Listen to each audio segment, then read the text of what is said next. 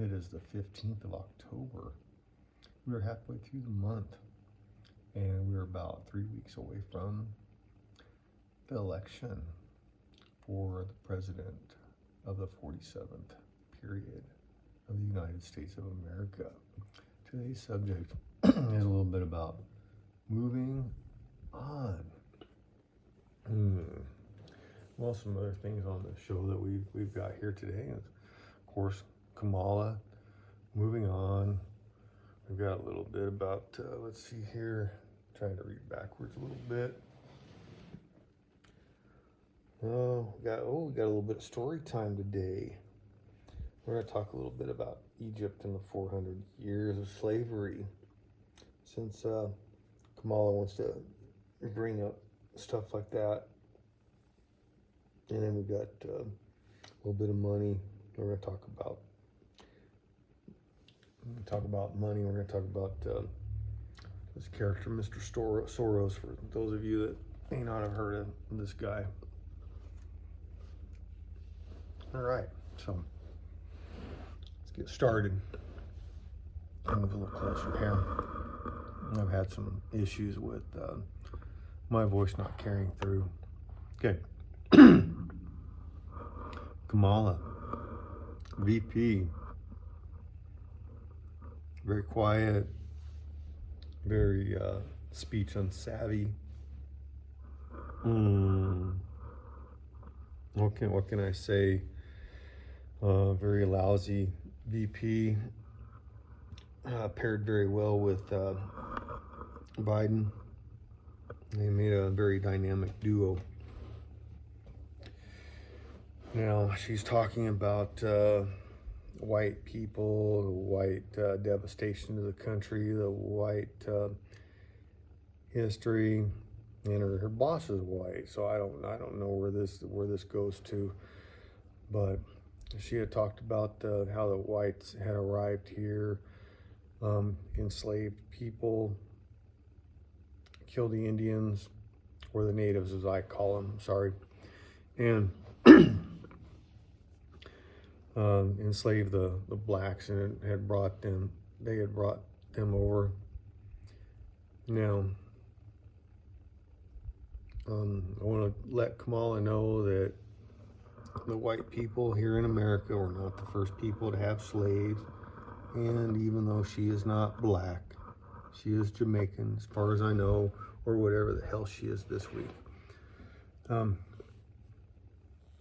That a little story for her.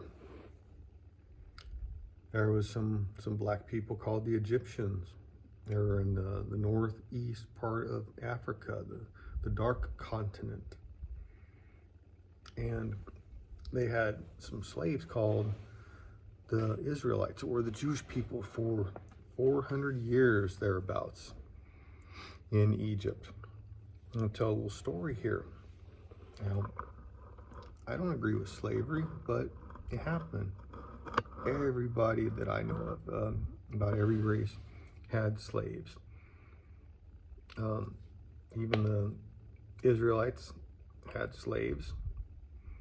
The blacks had slaves, and of course we all know that the whites had slaves, or at least in the heavy in the South that they had slaves, and some instances in the North. Okay. All right.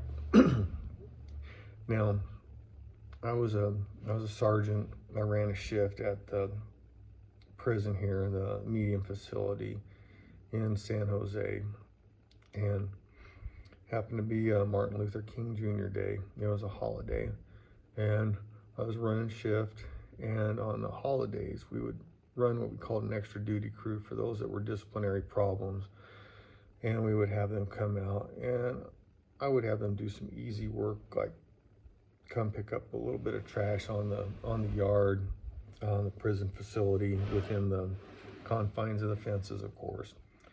And we would always have some big shot come and tour, make a round about an hour, and then they would leave and go to the other units, do the same.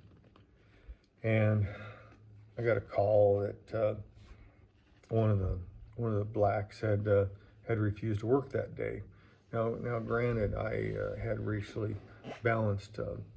I would pick have them tell them pick 2 whites, 1 black, Mexican national, and Mexican American. Anyways, so I had this black person that was refusing to work. So I was talking to him, and he said that he wasn't going to work because it was Martin Luther King Jr.'s day. And I told him, well, Martin Luther King Jr. stood for everybody. And he said he wasn't going to work. And I said, well, look, dude, I don't want to lock you up over refusing to work. Look, why don't you go to work for a little while and just pick up some little bit of trash and some papers and just look busy. And he refused to do it. So I told him, well, why are you refusing to work? And I was just making small talk with him, trying to pin him into a corner. And he also had another black fellow up there with him, because the blacks try to keep their numbers on the yard because they're only 13% of the general population. So I'll try to make this quicker. We're already 6 minutes into this.